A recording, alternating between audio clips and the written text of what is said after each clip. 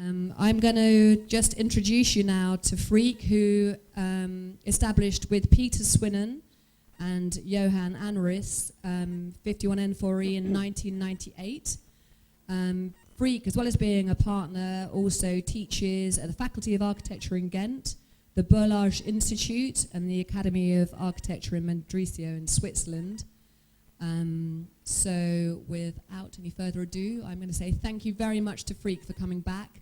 Having already been to the AA on Friday, we welcome you back on this Tuesday to talk to us here at the AA. Thank you.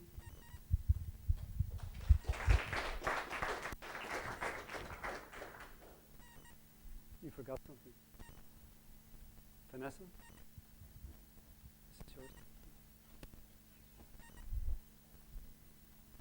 Would it be possible to dim the lights?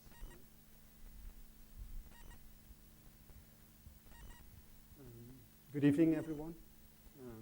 Thank you very much for coming.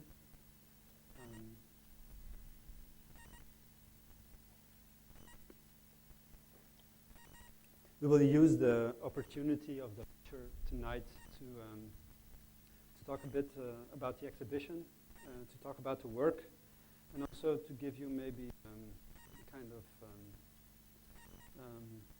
insight behind the work, the things that have a kind of loose link which go underneath all the projects, because we know that the work that we do, since it's so experimental, that it seems very dispersed, and it has the tendency to, people say that it goes in all directions, that no single project resembles another. And I will try to explain you that there is a link there, and there is a kind of common thread. It's maybe not something that you see on first sight. The name of the office, 51N4E, stems from the location that we're at, which is Brussels, 51 North, 4 East. And the name of the exhibition is called Double or Nothing. But before starting to talk about Brussels, I would like to take you on a little detour, a detour going to Albania, because the office is an office which exists for about 10 years, and although we're from Brussels, I think we could say that we really grew up in Albania, that we somehow learned our first steps in architecture in Tirana. I don't know how much you know about Albania, but if this is Europe and this is Brussels, where we come from, Albania is here. So in a way it's in the middle of Europe, but in another way it is completely not. And for many reasons. This is what the CIA has to say about Albania. I won't read all of this, but I think it's very important to know that Albania has been, as they describe it, a xenophobic communist rule for 46 years. And well, normally I would be very suspicious about the CIA, but the way they describe it, the transition has proven challenging as successive governments have tried to deal with high unemployment, widespread corruption, a dilapidated physical infrastructure, powerful organized crime networks, and combative political opponents. Well, after our now 6, 7, 8 in Albania, we can really confirm that this is true. But still, there is also a huge opportunity to work in a context like this, and I will try to show you briefly why. A very important thing when you go to work in Albania, and this is Tirana, its capital, seen from the airplane. And as you can see, it's a very informal and very brutal development. So you should imagine that a lot of these houses here do not have any infrastructure. An important thing to do when you go to Tirana and to Albania is change your mindset. And this is the first thing I want to talk about. It's something that we try to do in the office, and it's a kind of deliberate naivete. So it doesn't mean that we are naive, but we think it's important to try and be so. And especially in a context like Tirana, where there's so many preconceptions, we think it's very important to get rid of them and to try and look at things as if you don't know them. So this was the first image that we had when we landed in Tirana, and in a way it sums up everything that you thought you might know. So there is this kind of theatrical policeman in the middle of a tarmac airfield, and then an extremely beautiful landscape, but in front of it a kind of debris of housing. The way we try to deal with this situation is a bit like if you would encounter this kind of situation in a random pavement. Here it's a picture taken in Egypt, where this, of course, is you could see it as a huge problem. Obviously, the sidewalk is no longer functional. There's no possible way to pass this situation. But on the other hand, it's also a moment full of beauty and a moment full of opportunity. And I think what we try to do with the work is to look for these kind of situations and to try to get the most out of it. For us, winning the competition in 2004 was an exhilarating moment. We were a very young office, and I think we still are today. But at that point, it was, I think, 2004. To win a project of this size was really beyond our imagination.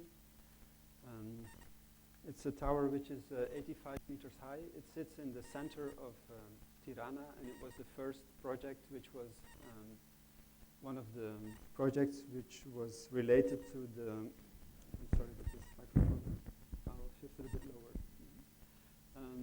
Do you still hear me? I know, but if I move around and the sound jumps like this, okay. Pushy technician. To do a project like this was, to start it was a thing that we projected all our ambitions on. What was very interesting for us, it was a project that took a very long time. It's still not finished today, so we're already working on it for 6 to 7 years, is that we somehow learned what things stand the test of time and what things don't. One of the main drivers.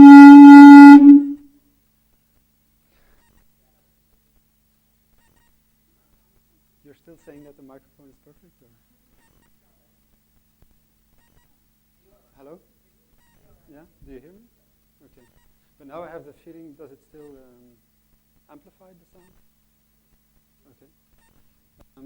So one of the ideas driving the design was the idea to make a tower which captures the light. And that's why we made a tower which has a very specific shape, going from an ellipse to a rectangle. And it was was in reaction to one of the first conclusions or consultations that we did about Tirana, which was the fact that it's not an East European condition. Because when we went there, we had the idea that it would be very gray and a very dull city. And actually, it's a Mediterranean city where the light is very beautiful. So we wanted to make a building which captures this light.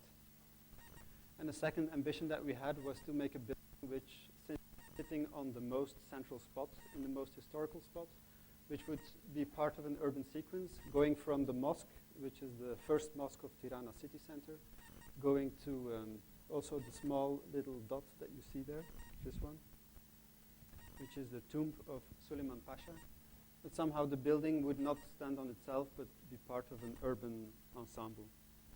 And in a way, meeting the scale of this old tomb and meeting the scale of the tower was also one of the ambitions, and I think also one of the reasons why we won the project.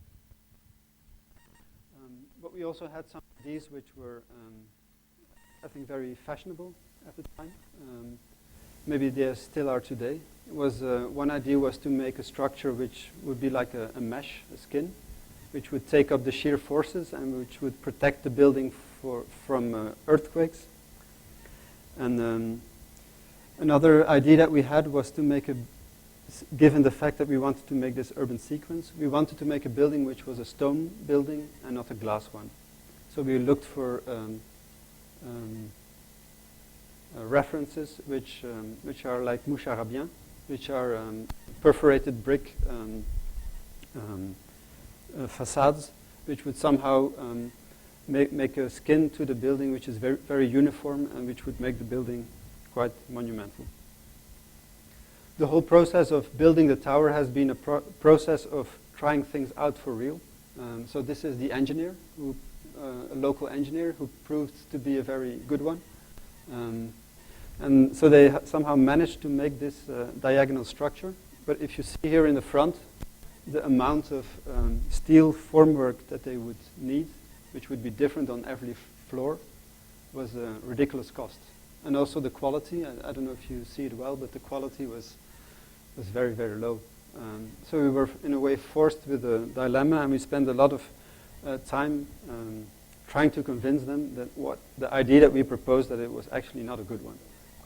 And so we ended up with a very simple structure where you simply have vertical columns going all the way down.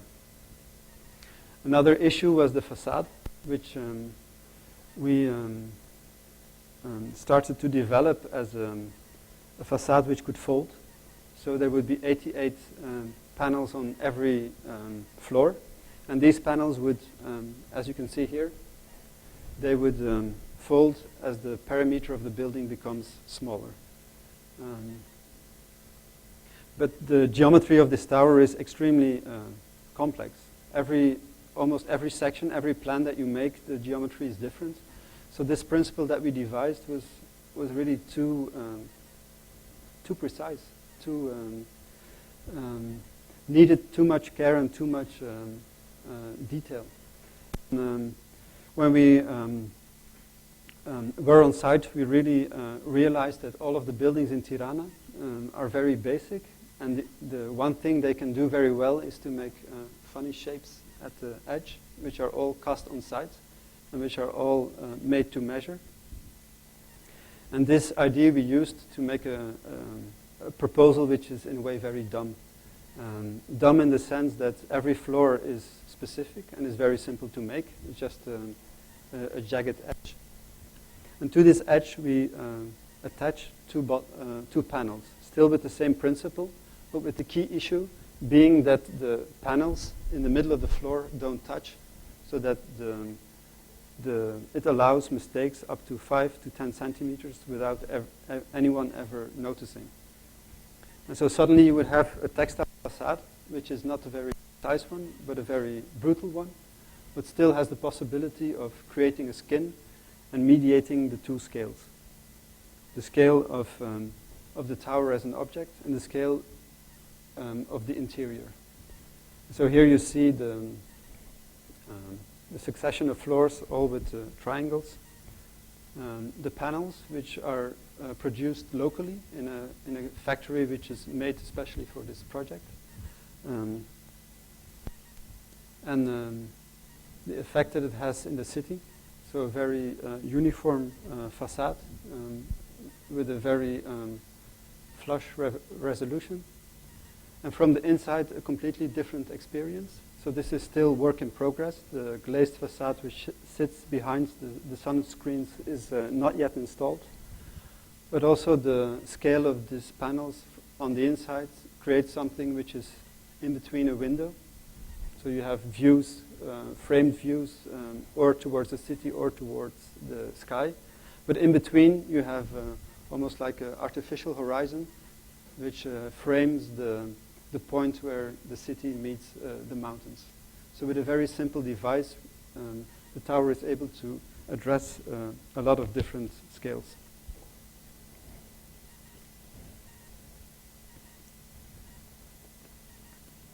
And this is the tower as it was a few months ago. And the tower seen from the main square in this sequence of historical buildings, to which it forms more like a backdrop than like another symbol. But this idea of the idea which is shown by this picture to use an opportunity as a problem and to somehow create a moment of discomfort that you should overcome. We in Tirana we gradually also started to use it as a kind of ambition for the project itself. So not only something that we should do, but also something that we should create for people that will inhabit and use the projects. And this is another opportunity that we got in Tirana, which was to design the Skanderbeg Square. It was a competition, an international competition, which we did with Anri Sala, an Albanian artist who lives in Berlin and who now has a show, Serpentine. Very interesting show. And this is an image of his, which somehow creates the same idea. So this is a work of art called No Baragan, No Cry. It's a reenactment of a statue, missing statue in a Baragan house, which he reenacted on the top of a tower. And this kind of friction between a very fixed cylinder, a base for something, and the contrast and the clash with the which sits. This is a thing we think is very important that a city has it. This kind of combination. And it's very important also for a city like Tirana, which is a city which is in full development and which is really looking for a way how it should evolve. This picture shows the first series of interventions that the mayor of Tirana did, which was to paint all buildings in Tirana with very harsh colors. And more than an artwork, it's really to address all the people which you see standing in front of this building. Because Albania went from complete communism, where everything was collected, to brutal capitalism, where everything was privatized. So the first operation that the mayor did was to clean out all the riverbeds, all the parks which were filled with buildings. The second operation that he did was to paint these facades to address, again, the city as a public space. And a third thing that he did was to make a master plan for the city center, of which the square project was, in a way, a key piece.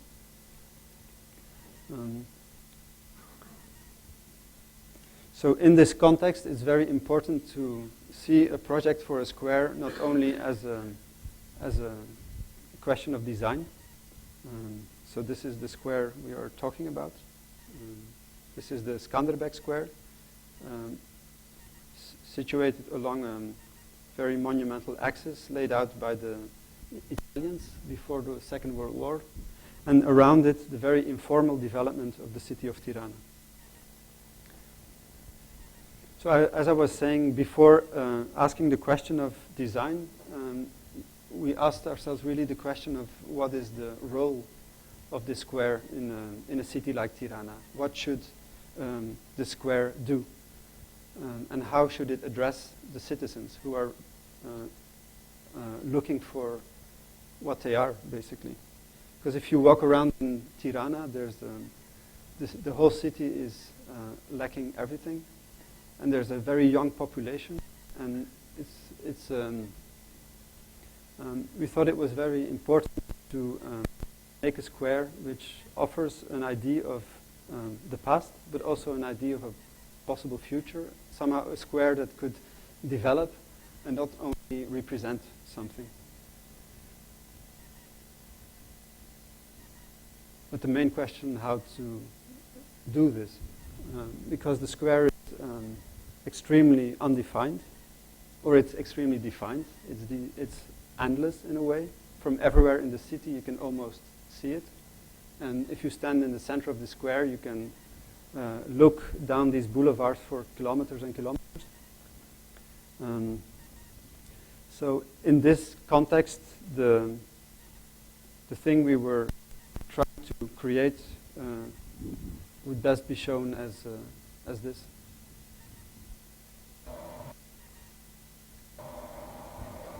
So if this is a kind of abstract representation of the city of Tirana, just a formless heap of blocks.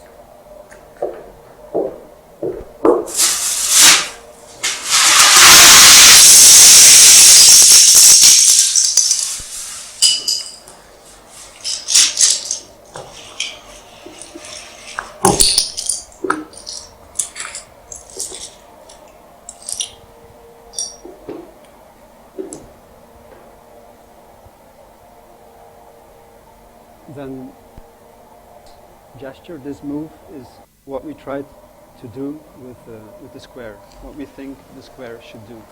To install a very precise moment in this chaos, and to install a space which is very different than the rest of the city. So if we go back to the actual square itself, and to the image of what the master plan proposed. So this is a master plan for the center, and in this master plan, they proposed to construct a very thin crust of buildings in an attempt to humanize the square.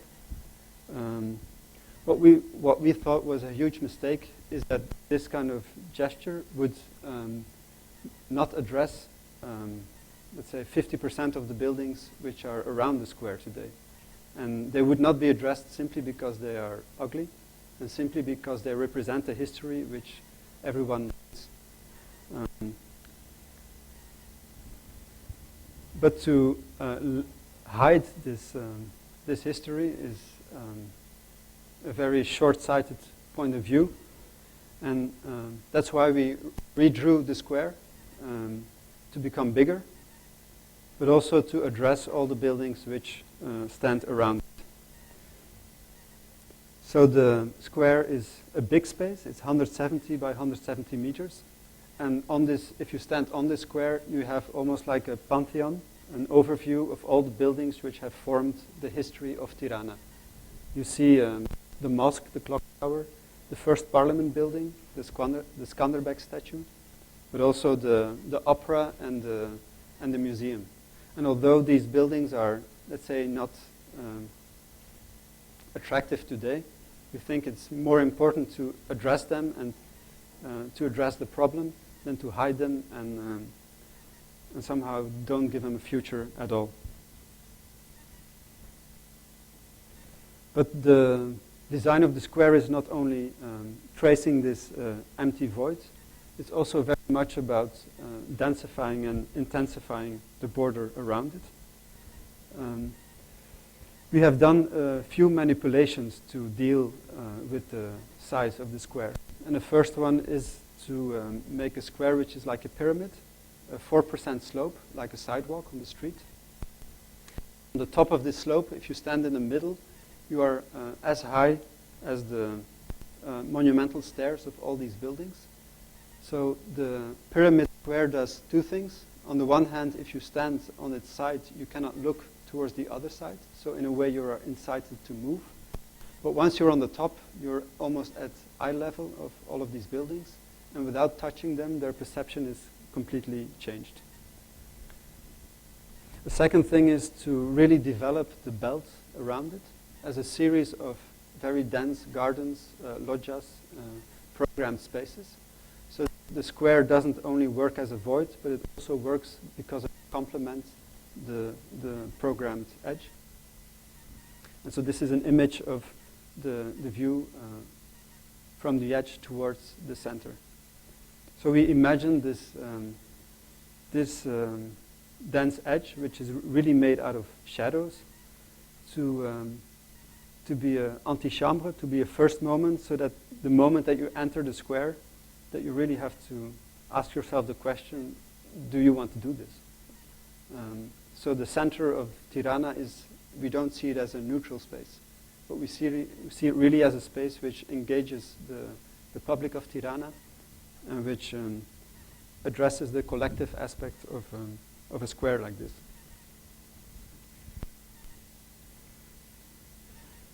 This gesture of opening the square also created a lot of new possibilities of really programming it quite densely, the edge. And so, for instance, this is a building which would be lifted and which would be also transitioned between the streets and the square in the center.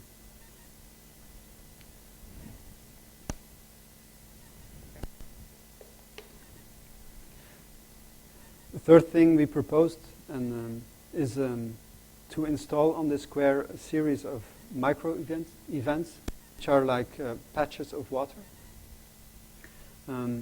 which would not break the monumentality of the square, but which would add another layer of use on it, and which would again have yourself ask the question, like, do I cross this water or do I go around it? So again, this makes of the square a space of negotiation. So this is a plan of all the water points which are distributed on the square. And we really imagine it not like fountains, but almost more like broken infrastructure, as if the pipes would break and the square would start to flood. And with the gentle slope of the square, you get a really continuously running surface of water, a film almost, which we tried out and which we think works. Albanian country. Is it cheap? They've told. Ja. Somehow.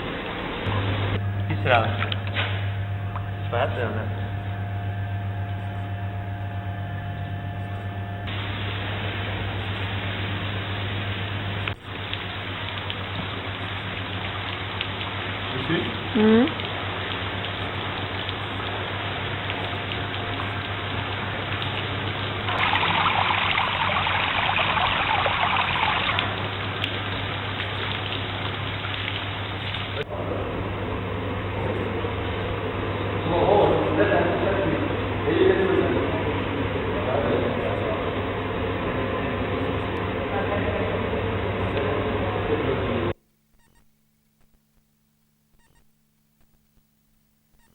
With this kind of set of it's almost like a non-existent intervention. It's very, very thin, but we think it can really change the complete atmosphere of the square.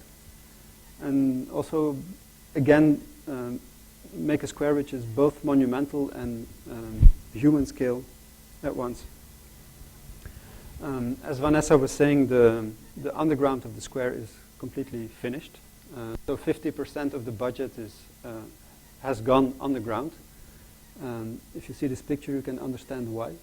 And but today there was elections. There have been elections a few months ago, and so the mayor changed. The political party. So with the mayor, the complete administration changes. So today it's an open question whether this project will continue or not.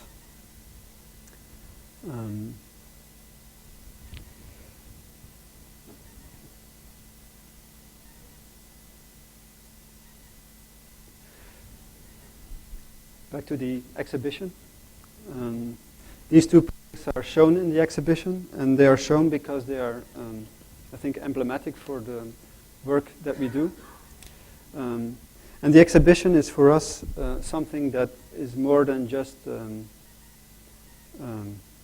some projects on show. The exhibition has been for us work of 2 years trying to distill almost out of all the that we did in a quite intuitive way, in a very experimental way, with a lot of failures and also with some success.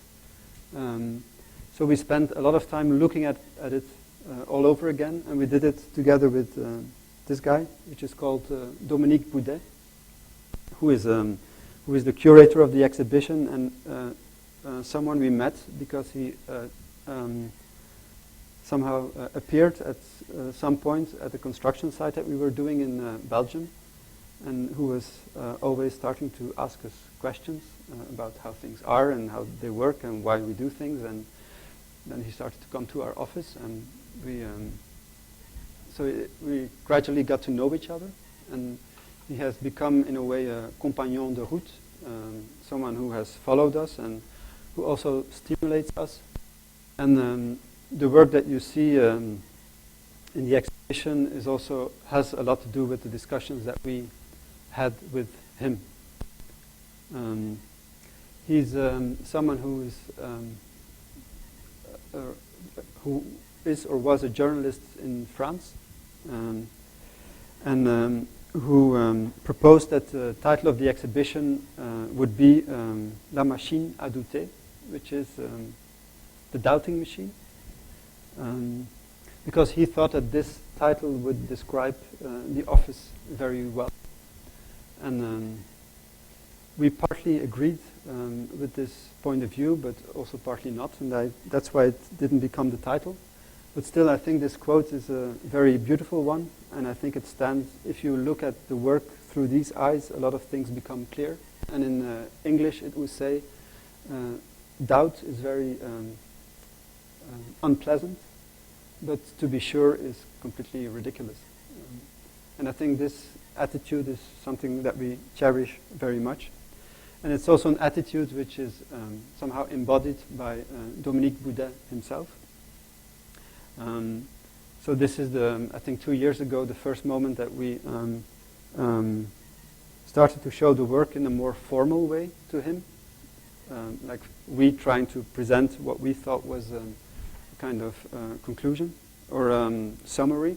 You also see that he also has problems remembering the name of the office, which is maybe one of the most unstrategic moves we ever made. But as you can also see in these pictures, it's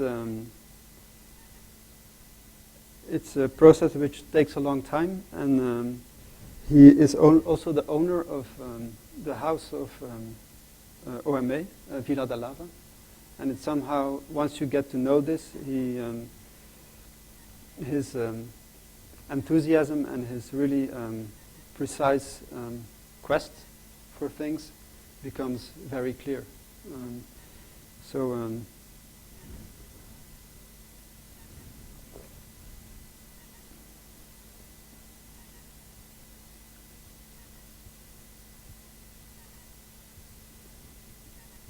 Maybe this doesn't say much to you, but I think to see someone like this, with such an urge and such a drive, I think it's something to really take into account. That to make architecture, as you can see in the way he behaves, it really never stops.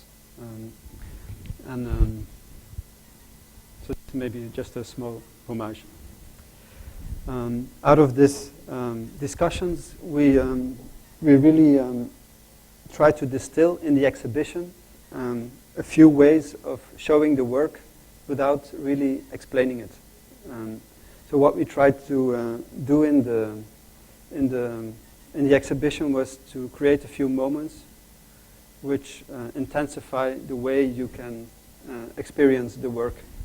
And this is one of the ways. It's a picture, as if it would be a model, but of the real building. So if you go to the exhibition and you zoom in, you will see that it's the actual construction site.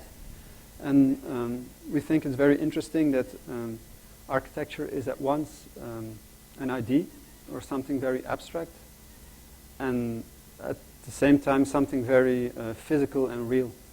And these two images are in a way combining both. They are impossible viewpoints, because they're very abstract viewpoints, very head-on.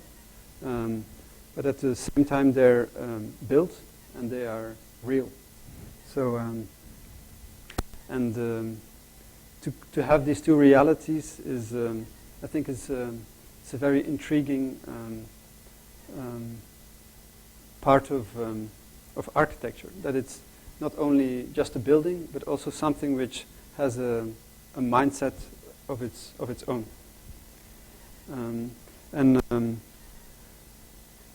During the talks with Dominique Boudet, we came up with a few things which underlie the work and which we are always looking for.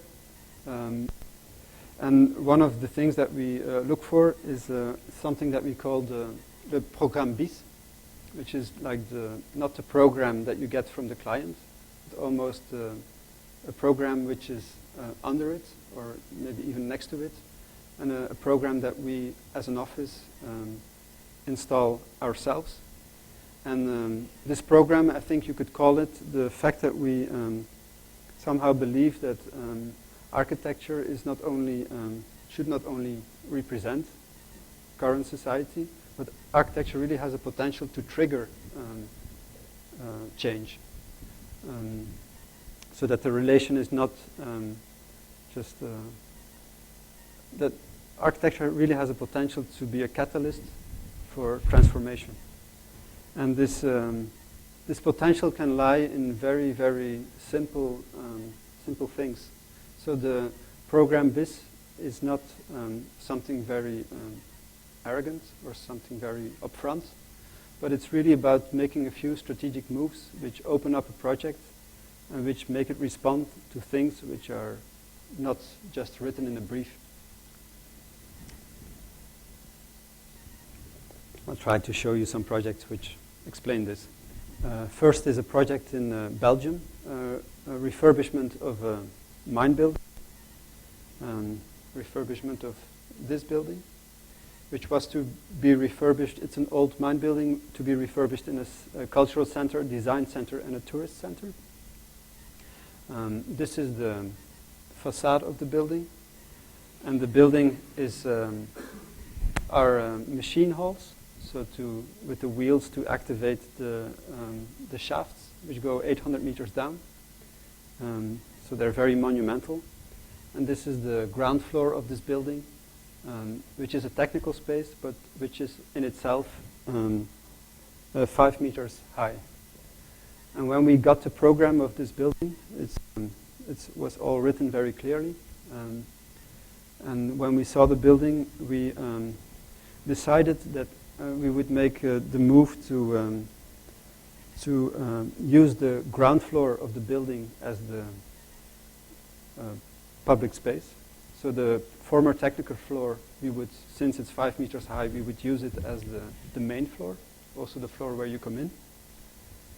And we would put all the program, so the hall for 500 people, the multifunction hall, the exhibition space, the tourist center, the design center, we would put all of this on this floor, which means that it's a very dense floor, a floor which creates critical mass, and which we designed as just an extension of the existing building, with the two theater halls popping out of it.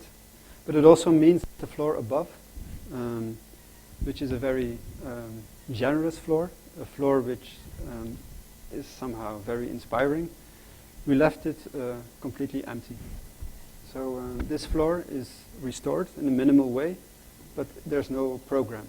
So by packing the ground floor completely, we had the potential of making a top floor which is completely free for use, and there's no definition of how you should use it. There's inside space and outside space. And we think for a program like this, a creative building, a building that wants to be creative, it's very important to have this unprogrammed space, so that you can somehow find out what you will do with it instead of filling in something which has been pre-programmed. In order to give this space character, we used the tile which is on the floor. We continued it outside, almost as to give it a very specific atmosphere, and it becomes almost like an industrial park or an industrial landscape. So if I show you quickly the existing building, the entrance, so you enter, you go slightly down. This is the entrance where you can choose to go or up or down. So the main hall, you still have this kind of in the lobby, the industrial atmosphere, but it's a very dark space and a space which addresses all these functions. So here you look towards the main hall, which then has glass all around, where you can go up, and where you arrive at this second level, the free level.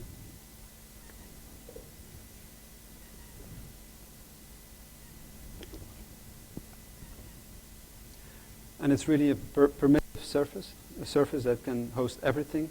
And because of the use of this tile, it becomes really one environment. There is no difference between old and new. Everything becomes one. So the in-between, between the new and the old, is really the place where we think there's room for things to happen.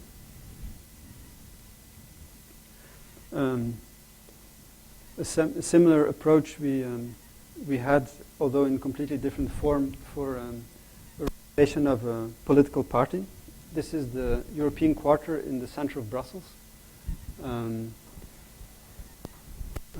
where the question was to renovate the floors of the political party. It's a local political party, but it's of course a huge advantage to be in the middle of the European Quarter. But they wanted to move because they thought the building wasn't representative enough and didn't allow for themselves to be exposed. And after looking for a few other locations, we proposed that we would look at this building once more, and we proposed in this case to have an extra program, which is to make a cafe on the ground floor. A cafe which would be not their headquarters cafe or pub, but really a neutral space, a space where they couldn't hang any advertisement or brand themselves, but also a space which is in a way carved out of the building, and which addresses the main boulevard in front, which is today considered as the most horrible space of Brussels, because there's thousands and thousands of cars parking there every day. But suddenly, by this niche attached to this inner city highway, the movement of the cars really becomes almost like a spectacle. And the fact that you're a bit lower than the street, the movement almost becomes something intimate. And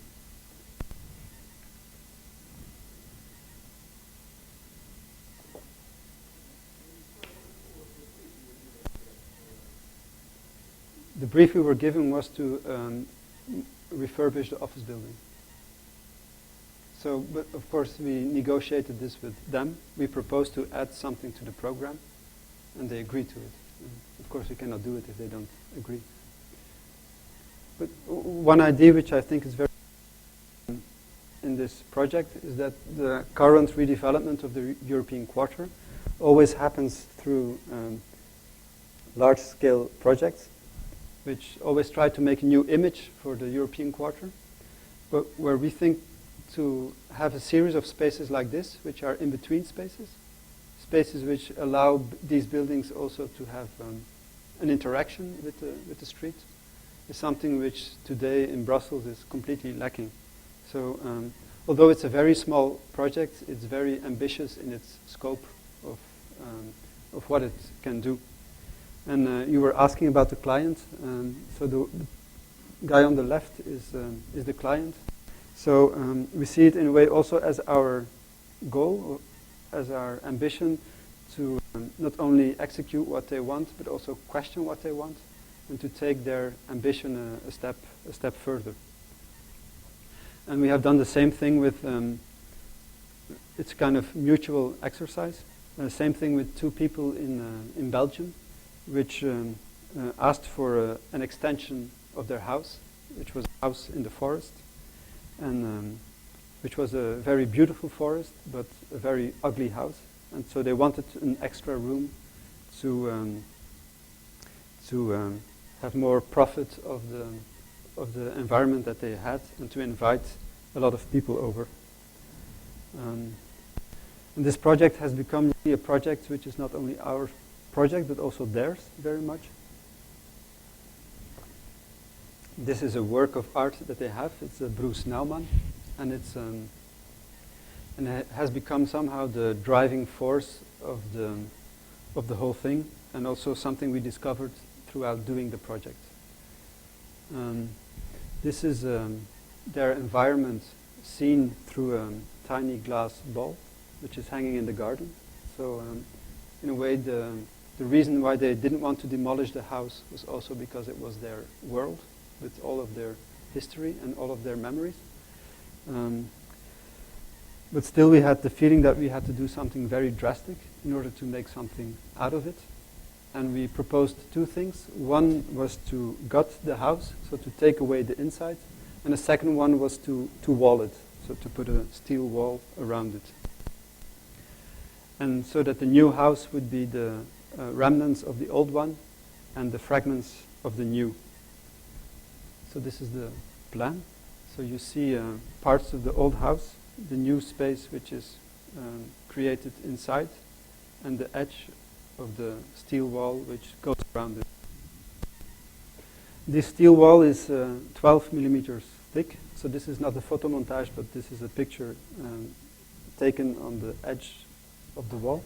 And the wall is at once very material, but also very immaterial. So the moment that you pass, you more feel it than that you know it. Or, it's almost like your eyes are changing. The outside is treated like a backstage, so it's rough steel on the outside, but on the inside it becomes a completely new space. So this is the point where you come in, and the moment that you come in, you really don't know where you are anymore. There is no clear entrance. The only thing you see is this space and a glazed facade without any door handle.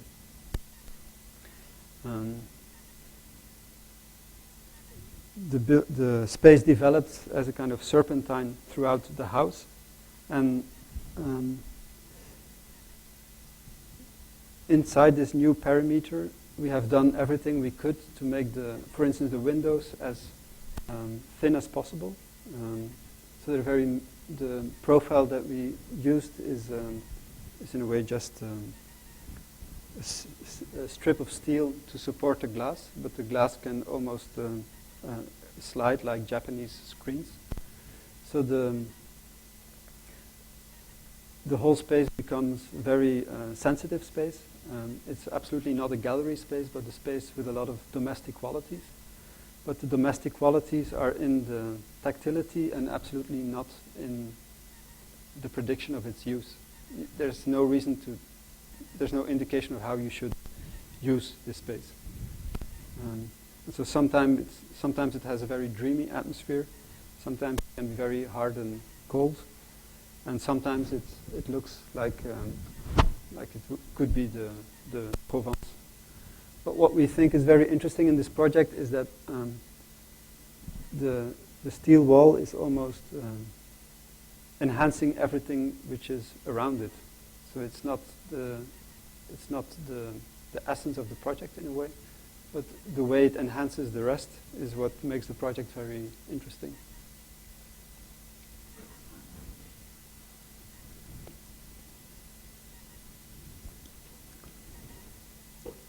This project has developed in steps.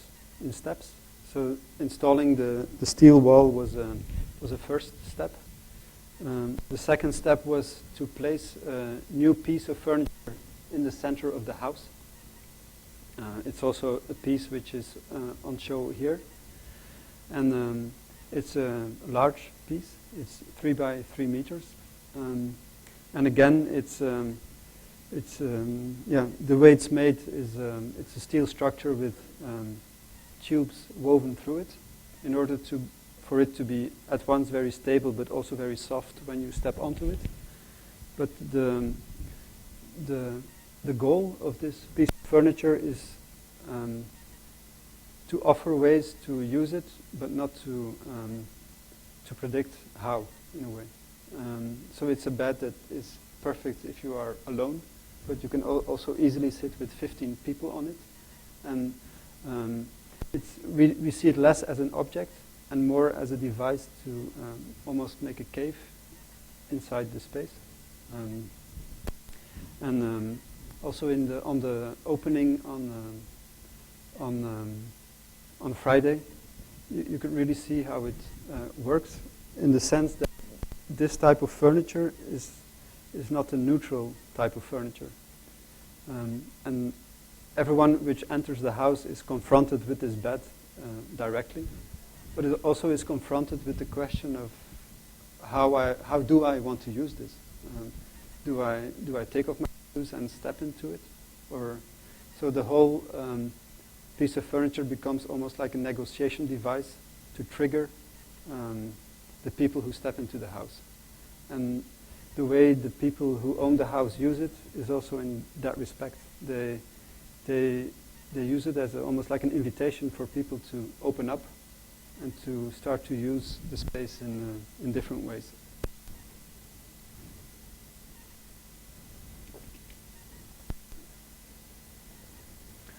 The nice thing with this project is that it didn't stop with the second part, but there's also a third part. Because we somehow together came to the conclusion that once the house was finished, that they were guests in their own house, that the house didn't belong to them anymore. And then together we thought of kind of guest files program, where there now be a series of guests invited to the house, which use the house for a certain amount of time, and which produce something based on their experience. And this is the first guy who stayed there, who's a Spanish artist, Enrique Martí, who made 2 dolls of them, almost 70% size, in the idea that these dolls would be there if the other guests would come and they would leave their own house, so that their presence would somehow still be there. There have been, this is an actor who has reenacted a play of, I think, Bergman in the house. And this is a picture of a Belgian photographer called Dirk Braakman. And I think it's a very good picture of the house, in the sense that it has this kind of it's really an animal that you see, and it's a living creature. And in the exhibition, you will see this dog once more. And I think he's almost like the perfect user for the house, because he uses it in a very innocent way, in a very direct way. And I invite you to all look at the movie and the exhibition.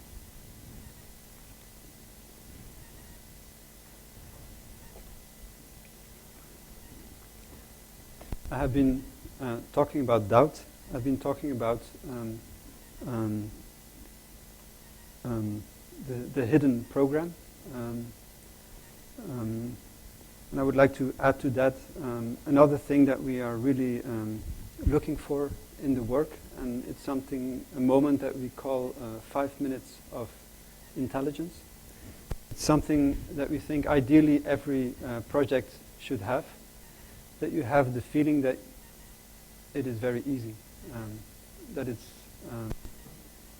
that the architecture doesn't take any effort, that it can almost disappear, and that the kind of skill that you have as an architect is of no importance.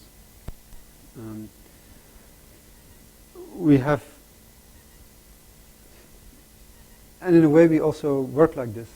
So this is, for instance, a project of a house. It's a model made at a certain point, which is a model just collecting a few pieces which are lying around in our studio. And with making this model, the essence of the project is captured. Just like the steel wall around the house is also like a decision that you make at a certain point, and which captures the energy of a project. Or like the tower in Tirana, which somehow captures the energy, and then the only task that you have as an architect is to hold on to it and to make it happen. This is a proposal for a house made out of 4 pieces. And this is a proposal for a dentist practice, which was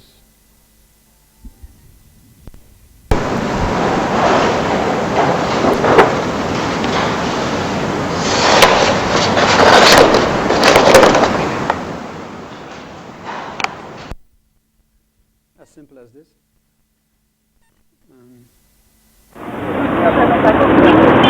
Which would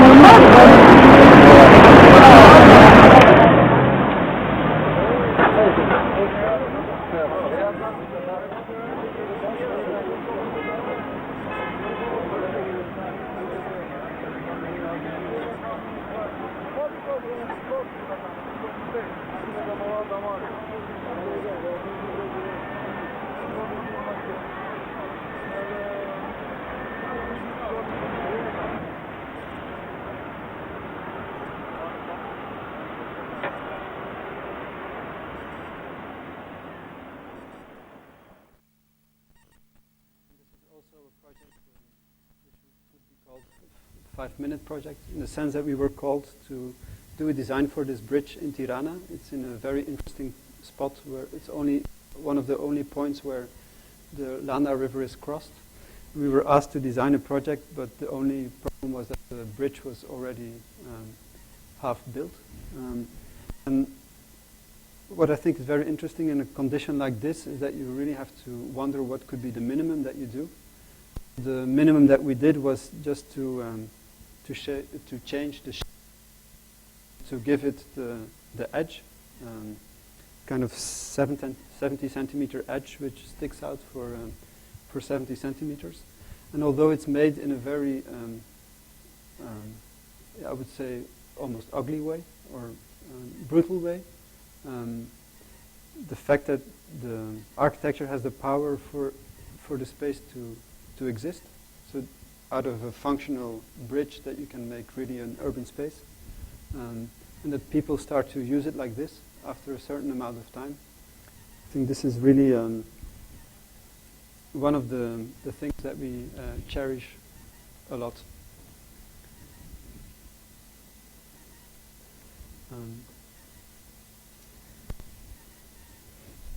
So we are, in a way, caught in this double bind, or I don't know how you would call it, but on one hand we want really to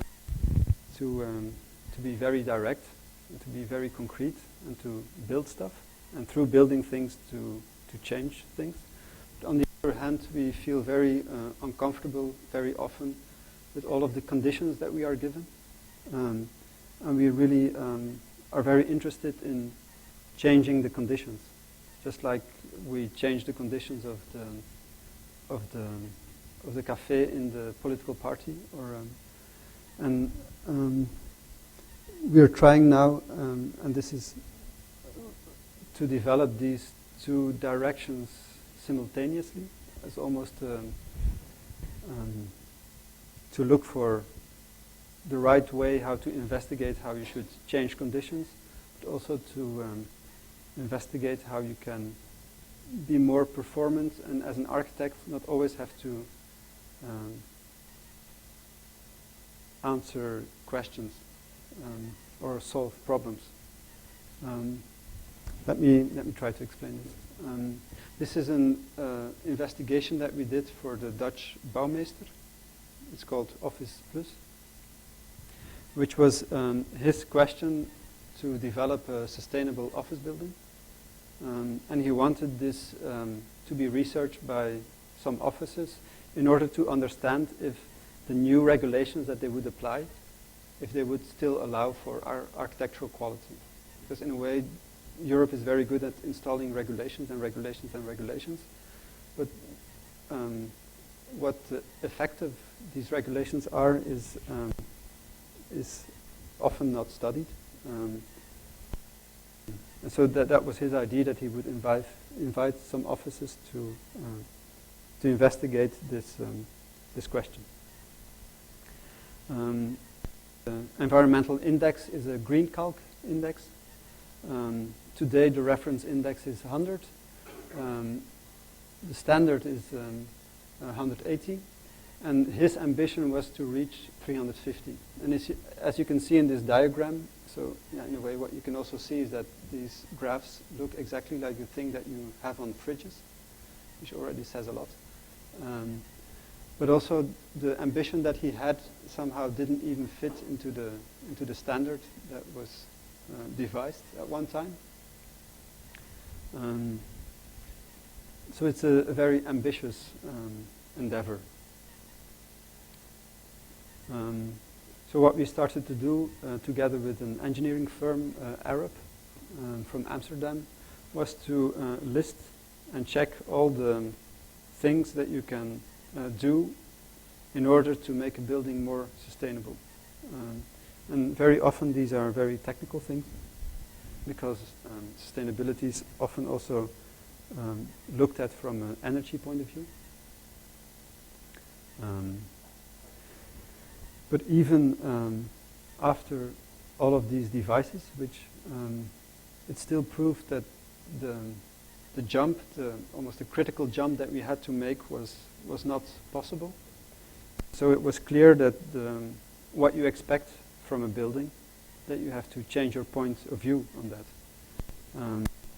And that's when we started to look at offices, what kind of environment they produce, and if we really want this. You could say that the standard office has been developed in the 50s. A very efficient office, which is modular, which you can subdivide, which allows, in a way, for any kind of use, as is said. But another thing that you see is that these offices often have a very stable interior climate, artificially stable climate, and that this graph shows that the comfort of people working inside a building is not related to this artificial climate. So this graph shows if it's cold outside at the bottom, that people are more comfortable at 20 degrees, while if it's warm outside, that they would be very comfortable with an interior climate of even 25 degrees. So that's where we wanted to investigate to what extent you could let go of this artificial climate and install a climate which is much more flexible and not controlled. And the building that we propose is in a way like a thermos, a building that wraps itself and protects itself, in which only 1/3 of the space would be climatized and insulated. So you have, in the building that we propose, you have 3 types of office space. One is a ring of insulated and conditioned climatized office. One space would be wrapped almost like a Russian doll inside of this, which would be insulated by the ring but not conditioned. So there would be no energy put into this space. And then a third space, which is a greenhouse space, which is not insulated and not conditioned. So in a way, a space that you don't control. The only thing is that you make it water rainproof.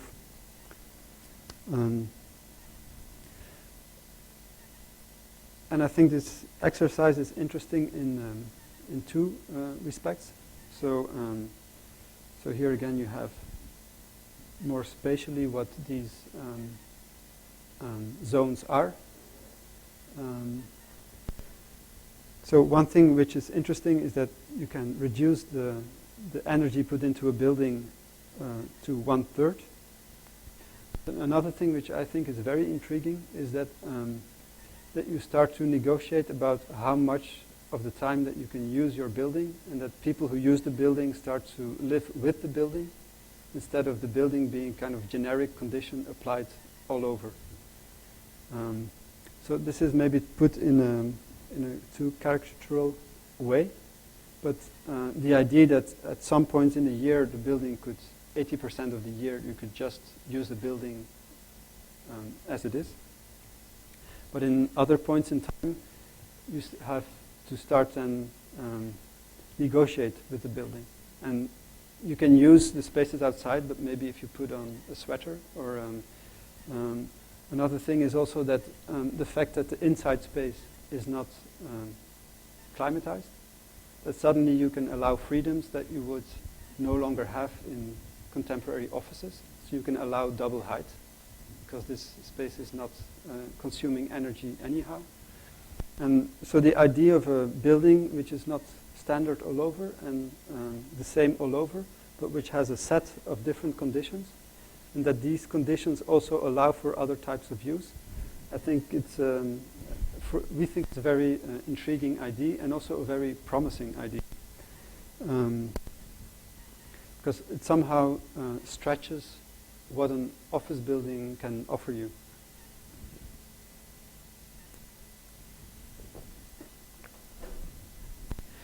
When we were invited to do a competition for an office building in Lyon-Part-Dieu, we decided to try this concept out, to test it, because in a way the thing that people are asking for nowadays is to have a very sustainable office building, and we wanted to put them to the test.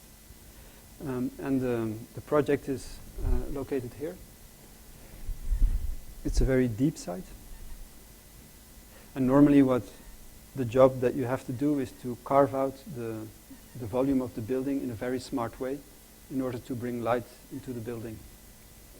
The proposal that we had, in a way we were not obliged to do this. So what we tested was to make a very deep building, but the building which has all the voids not on the outside but on the inside, and to have so what you see, two very small strips of insulated office space, but inside a space which is extremely large, which is like a common collective space for all of these office floors. This is the rendering of the facade. So it's really a bulky building, and also a building which. So here are.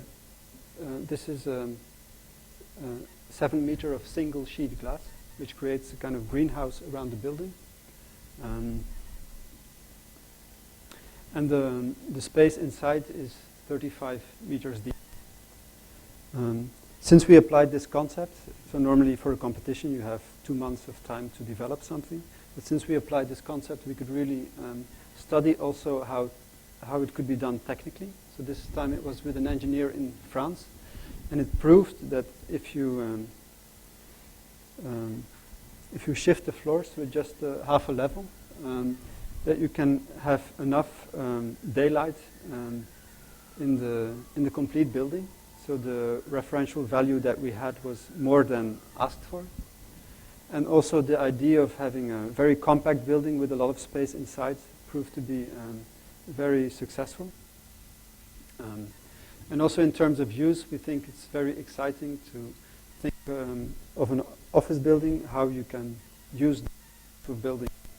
So in a way it allows for kind of standard layouts, but then with all the generosity that the space allows. It allows for to have almost like a collective function in the middle of an office floor.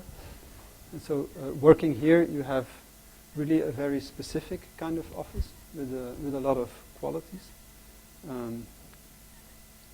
To have private banking, to have in a way all the thing that a normal office doesn't allow becomes a quality in this type of space. And also the small layer of greenhouse around it. 80% of the year it can be used, and we think it allows for very generous working conditions, because this building would be very close to a TGV station, so a lot of people would come there and work for a certain moment in the year, but not all year round. And so to have a building which somehow offers diversity of spaces to work in, we think it would be very interesting. And the developer thought so too, but he thought that the project was 30% too big in order to test it. So the deal that we have now, but I don't know if it will stand, is that there will be an other site where we can make a building which is a bit smaller, but still with a similar kind of depth, in which we could test almost like a pilot project. And this idea of making pilot projects is something which fascinates us very much. The fact that you can develop something in a more theoretical way and then you can really apply it and test it for real. This is really the way that we would like the work to develop.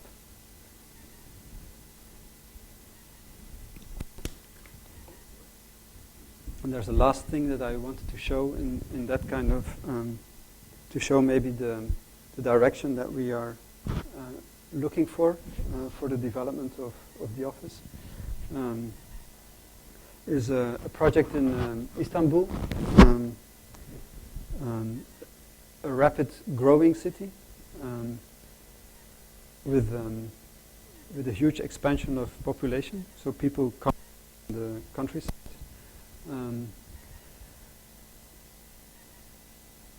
And where a lot of conflicts occur at the same time. So this is the development of Istanbul. Just to give you an idea, this was now 30 years ago. This is 20 years later.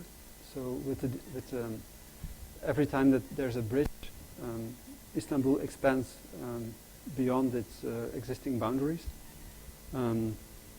So there's areas which look like this only 20 years ago, and which now have developed into complete urbanized patches. And this is what the municipality, the Istanbul Metropolitan Municipality, predicts as growth. So they somehow want to limit growth. But at the same time, there's on a national level the decision to make a bridge. And if you see what has happened with previous bridges, you can already say that this kind of development will not happen. Especially, this is the position of the bridge, especially because the way the bridge is funded is through urbanization. So the consortium who has the task to build the highway and the bridge somehow requires building rights in order to develop pieces of land. So it's not just a natural phenomenon, it's really a financial phenomenon. And what you see here, this image, is a proposal for a 3 million people city on this location. So the numbers that we're talking about are really mind-boggling. And the way cities are built is also very, you could hardly call it cities, but it's for sure a lot of development. And the question that we were looking at is how this kind of dynamic of the expansion of Istanbul, of the Third Bridge Highway, how it would go together with the fact that at the same time this city needs a lot of water. And what you see here are the water basins, the catchment areas which feed the population of Istanbul. How you can resolve this conflict. Because obviously water has to be has to be gathered from ever more further away. And geopolitically, I think it's a very unstrategic move to be very dependent on your drinking water from other countries than your own. So the area that we are working on is the second basin, this one, where the third highway would pass. And this is a small city which is called Arnavutköy, and already this is the drawing of the third highway.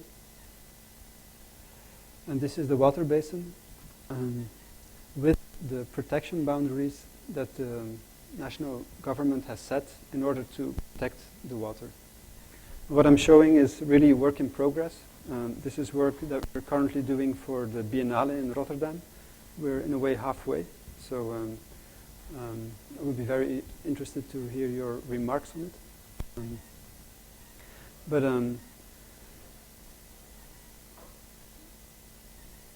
The question for this project is really how everyone is talking about stopping development.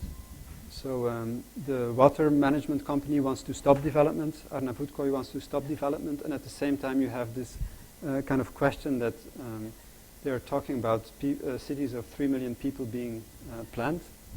And so what we have been looking is how growth could be a motor to generate quality instead of a problem. So we have done a few things.